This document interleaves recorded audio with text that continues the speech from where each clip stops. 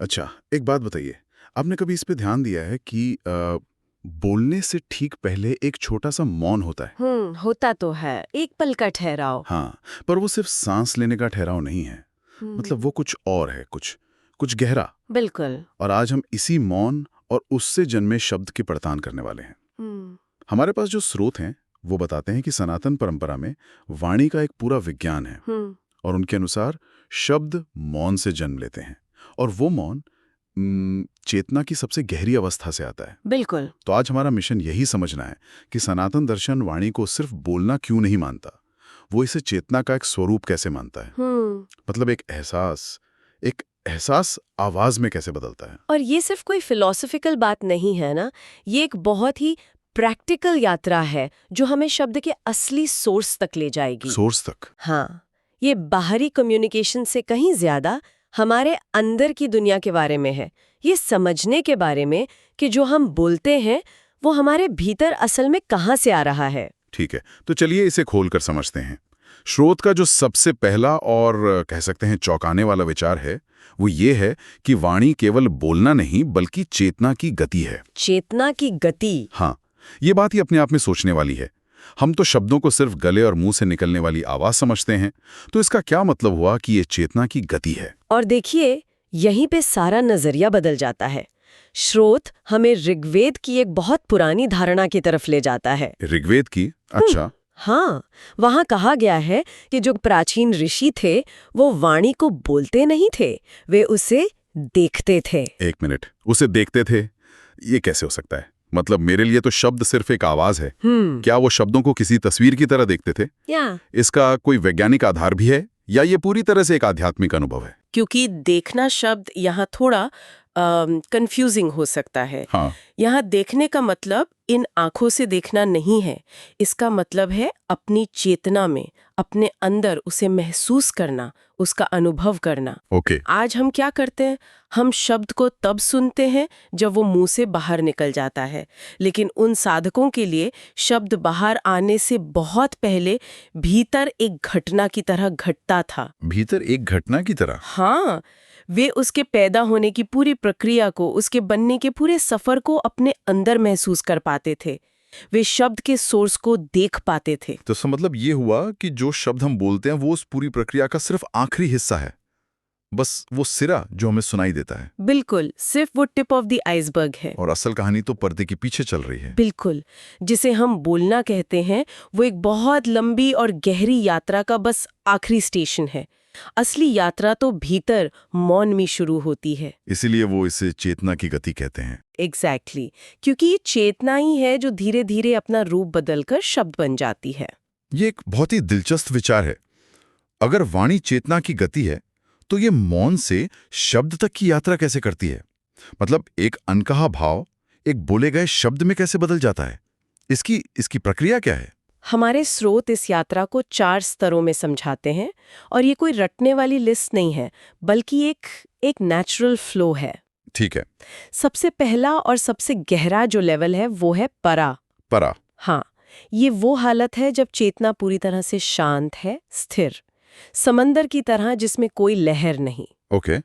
यहाँ कोई शब्द नहीं है, कोई विचार नहीं है, सिर्फ एक शुद्ध भाव है, एक बीज की तरह। यही परम मौन का स्तर है जहाँ सब कुछ मौजूद है पर अभी कुछ बना नहीं है। यानी जहां से सब कुछ शुरू होता है लेकिन अभी तक कुछ भी प्रकट नहीं हुआ है, एक खाली कैनवास की तरह। क्या बात है, बहुत अच्छा उदाहरण है। बिल्कुल। फिर चेतना में हल्की सी हलचल होती है और हम दूसरे लेवल पर पहुंचते हैं जिसे पश्यंती कहते हैं। पश्यंती? पश्यंती का मतलब है देखने वाली। यहाँ वो जो बीज रूपी भाव था वो एक तस्वीर, एक इमेज या एक सिंबल का रूप ले लेता है। अच्छा। ये अभी भी पूरी तरह से अंदरूनी है, मन के दायरे से भी परे। यहाँ कोई भाषा नहीं है, सिर्फ एक साफ विजन है। अच्छा, तो क्या इसका मतलब यह है कि जब कोई आर्टिस्ट कुछ कमाल का बनाता है तो वो पहले उसे अपने अंदर देखता है? आपने बिल्कुल सही पकड़ा है, यही इसका प्रैक्टिकल पहलू है। और जब हम किसी से बहुत नाराज होते हैं तो क्या हमारे अंदर पहले उसकी एक बुरी तस्वीर बनती है जो बाद में शब्दों में निकलती है? बिल्कुल। प्रेरणा या इंट्यूशन इसी पश्यंती के लेवल पर काम करती है। एक वैज्ञानिक को सालों की रिसर्च के बाद अचानक एक सपना आता है जिसमें उसे अपने सवाल का जवाब एक तस्वीर में दिखता है। वो पश्चंती है। वाह। और गुस्से वाली बात भी बिल्कुल सही है। बोलने से पहले ही हमारे अंदर गुस्से का एक पूरा विजुअल बन जाता है और फिर वही ऊर्जा हमारे शब्दों में उतर आती है। अच्छा, तो पहले भाव, फिर उस भाव की एक तस्वीर या विजन, इसके बाद क्या होता है? इसके बाद तीसरा लेवल आता है मध्यमा। मध्यमा। मध्यमा यानी बीच की अवस्था। यहाँ आकर वो जो विजन था वो एक विचार, एक थॉट का रूप लेता है। अब मन एक्टिव होता है। ओके। मन उस विजन को समझने की, उसे एक स्ट्रक्चर देने की कोशिश करता है। यहाँ शब्द बनने शुरू हो जाते हैं, Right. लेकिन वो भी बोले नहीं गए। हाँ। वो मन के लेवल पर है, एक मेंटल डायलॉग की तरह। मुझे लगता है हम में से ज्यादातर लोग शायद इसी लेवल पर ही जीते हैं ना। बिल्कुल बस सोचते रहते हैं और कभी कभी वही सोच मुंह से निकल जाती है बिना किसी गहरे भाव के। बिल्कुल। ज्यादातर हमारा संवाद इसी मध्यमा के स्तर पर होता है। ये जरूरी भी है, लेकिन ये पूरी कहानी नहीं है। और फिर आखिरी लेवल आता है वैखरी। ये वही वाणी है जिसे हम और आप जानते हैं। जब होंठ, जीभ और गले की मदद से वो अंदरूनी विचार आवाज बनकर बाहर आता है, उसे वैखरी कहते हैं। वैखरी। तो ये यात्रा है, शुद्ध भाव से विजन, विजन से विचार और विचार से बोला गया शब्द, परा, पश्यंती, मध्यमा और वैखरी। एक मिनट, अगर ऐसा है तो ये तो कम्युनिकेशन की हमारी पूरी मॉडर्न समझ को ही पलट देता है। हम तो हमेशा सही शब्द चुनने पर, इफेक्टिव कम्युनिकेशन पर जोर देते हैं, लेकिन आप कह रही हैं कि शब्द से ज्यादा जरूरी है कि बोलने वाला किस जोन में है, किस चेतना की हालत में है। यही इस दर्शन का सार है। शब्द की शक्ति उसके स्रोत की शुद्धता और गहराई पर निर्भर करती है। अच्छा, इसे थोड़ा और समझाइए। इसे ऐसे समझिए, एक शब्द झरने से निकले पानी की तरह हो सकता है और वही शब्द पाइपलाइन के पानी की तरह भी। दोनों पानी है, पर दोनों की क्वालिटी और एनर्जी में जमीन आसमान का फर्क है ना? बिल्कुल है। अगर कोई व्यक्ति अपनी चेतना के बहुत गहरे स्तर से परा या पश्चंती के करीब से बोल रहा है, तो उसके शब्दों में एक जबरदस्त ऊर्जा होगी। वो शब्द सिर्फ जानकारी नहीं देंगे, वो एक अनुभव देंगे। अनुभव देंगे। हाँ, लेकिन अगर शब्द केवल मध्यमा या ऊपरी दिमागी लेवल से आ रहे हैं, तो वो खोखले लगेंगे, उनकी पहुंच बहुत लिमिटेड होगी। तो मतलब शब्द की असली ताकत उसके अर्थ में नहीं, बल्कि उसके सोर्स में है। बिल्कुल। शब्द तो केवल एक गाड़ी है, असली चीज तो वो ऊर्जा है जो उस गाड़ी में बैठकर आ रही है। यही वजह है कि एक ही मंत्र जब अलग अलग गुरु बोलते हैं तो उसका असर अलग अलग होता है। अच्छा, ये सब सोर्स की गहराई का खेल है। ये हमें एक और गहरे सवाल की ओर ले जाता है। अगर शब्द इतने पावरफुल हो सकते हैं, तो क्या इनकी कोई सीमा भी है? क्या सब कुछ शब्दों में कहा जा सकता है? हमारे स्रोत में तैत्तिरीय उपनिषद के एक श्लोक का जिक्र है, यतो वाचो निवर्तन्ते अप्राप्य मनसा सह। इसका मतलब क्या है और ये शब्दों की लिमिट्स के बारे में क्या कहता है? ये उपनिषदों के सबसे गहरे श्लोकों में से एक है। इसका सीधा मतलब है, जहां से वाणी मन के साथ उसे पाए बिना ही लौट आती है, वही परम सत्य है। जहां से वाणी और मन दोनों लौट आते हैं। ये तो बहुत गहरा है। हाँ, इसका मतलब ये है कि जो अंतिम सच है, जो अल्टीमेट रियलिटी है, उसे ना तो शब्दों में बांधा जा सकता है और ना ही मन से सोचा या समझा जा सकता तो है। दोनों से परे है। हाँ, हमारी भाषा और हमारे विचार दोनों की एक बाउंड्री है। वे उस परम अनुभव तक नहीं पहुंच सकते। जब आप उस अवस्था में पहुंचते हैं तो शब्द पीछे छूट जाते हैं, मन शांत हो जाता है। तो फिर शब्दों का फायदा क्या है अगर वे परम सत्य को बता ही नहीं सकते? उनका फायदा इशारा करना है। शब्द संकेत है, मंजिल नहीं। वो चांद की तरफ उठी हुई उंगली की तरह है। अच्छा उदाहरण है। समझदार इंसान उंगली को नहीं, चांद को देखता है। शब्द हमें उस दिशा में ले जा सकते हैं, हमें उस अनुभव के लिए तैयार कर सकते हैं, लेकिन अनुभव तो हमें खुद ही करना पड़ता है। तो दरवाजा तो खुद ही खटखटाना होगा। बिल्कुल, इसीलिए कहते हैं कि सत्य बोला नहीं जाता, अनुभव किया जाता है। शब्दों का काम हमें उस अनुभव के दरवाजे तक लाना है। ये सब सुनने में बहुत गहरा और दार्शनिक लगता है, लेकिन मैं सोच रहा हूँ कि जो लोग हमें सुन रहे हैं वो इसे अपनी जिंदगी में कैसे देखेंगे। मतलब मेरे और आपके जैसे आम इंसान के लिए इसके क्या मायने हैं?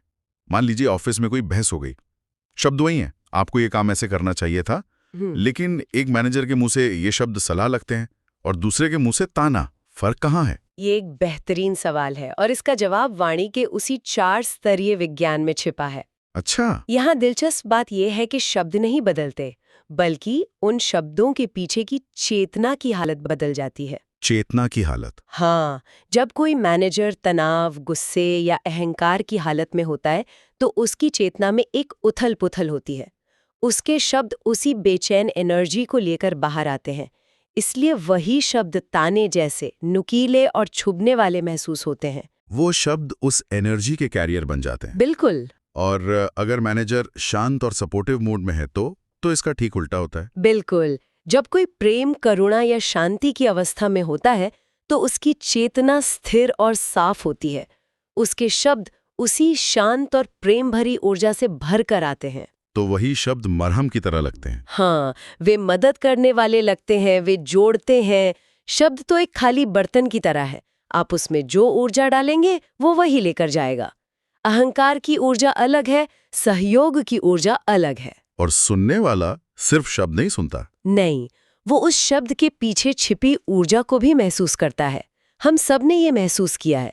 कभी कभी कोई माफी मांगता है, शब्द बिल्कुल सही होते हैं, मैं माफी चाहता हूँ, लेकिन हमें पता चल जाता है कि वो मन से नहीं बोल रहा। हाँ, ये तो होता है। हम शब्द नहीं, उसके पीछे की ऊर्जा को पकड़ लेते हैं। इसका मतलब है कि हमारे शब्दों का असर इस बात पर कम निर्भर करता है कि हम क्या बोल रहे हैं, और इस बात पर ज्यादा कि हम कहाँ से बोल रहे हैं, यानी हमारी अंदरूनी हालत क्या है। आपने पूरी तरह से सार पकड़ लिया है।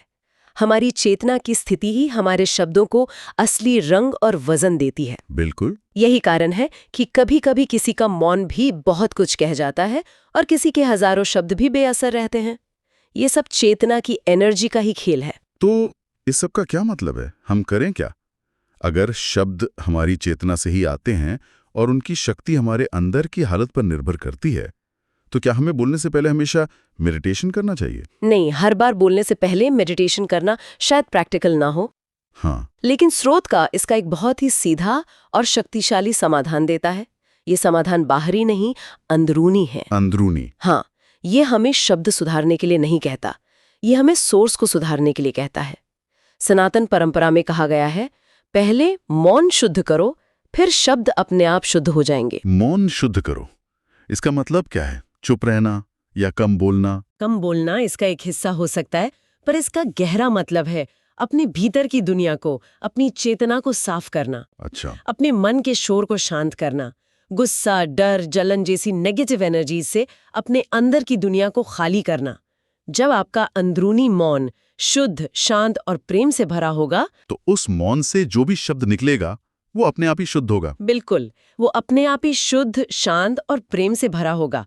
आपको शब्दों को चुनने या बनाने की कोशिश नहीं करनी पड़ेगी, वे अपने आप सही रूप में बाहर आएंगे। तो जोर बाहरी एक्सप्रेशन पर नहीं बल्कि अंदरूनी हालत पर है। हाँ, अपनी चेतना पर काम करना ही अपने कम्युनिकेशन को सुधारने का सबसे असरदार तरीका है। यही इसका सबसे जरूरी संदेश है। अपनी जड़ों को पानी दो, फल अपने आप मीठे हो जाएंगे। अपनी चेतना पर काम करो, वाणी अपने आप सच्ची, प्यारी और फायदेमंद हो जाएगी। तो आज की इस पूरी चर्चा से जो बातें मैं अपने साथ लेकर जा रहा हूं वो ये हैं। पहली, कि वाणी सिर्फ बोलना नहीं बल्कि हमारे अंदर की चेतना की हलचल है। दूसरी, शब्द हमारे अंदर एक 4 स्टेप की यात्रा तय करते हैं, एक गहरे भाव से लेकर आवाज बनने तक। बिल्कुल। और तीसरी और शायद सबसे अहम बात, कि हमारे शब्दों की शक्ति उनके मतलब में नहीं बल्कि उनके सोर्स में, यानी हमारी अंदरूनी हालत में छिपी होती है। और इसी से जुड़ा एक आखिरी विचार ये है कि वाणी का ये विज्ञान सिर्फ कम्युनिकेशन स्किल्स के बारे में नहीं है। नहीं, ये सेल्फ अवेयरनेस का, यानी आत्म जागरूकता का एक बहुत ही शक्तिशाली टूल है। ये हमें सिखाता है कि बोलने से पहले अपने अंदर झांकना क्यों जरूरी है। यह हमें अपने हर शब्द की जिम्मेदारी लेना सिखाता है, क्योंकि हर शब्द हमारे भीतर की दुनिया का एक आईना है। बिल्कुल। और मैं आज की इस बातचीत को स्रोत की एक अंतिम पंक्ति के साथ खत्म करना चाहूंगा, जो सुनने वालों के लिए एक दिलचस्प सवाल छोड़ जाती है। जरूर। स्रोत में लिखा है, यदि ये विषय आपको छू रहा है तो समझिए आप केवल सुन नहीं रहे, आप स्मरण कर रहे हैं। बहुत गहरी बात है। हाँ, ये एक बहुत ही गहरा सवाल खड़ा करता है। क्या सच्चा ज्ञान कुछ नया सीखना है, या उस ज्ञान को याद करना है जो हमारे भीतर कहीं गहरे में पहले से ही मौजूद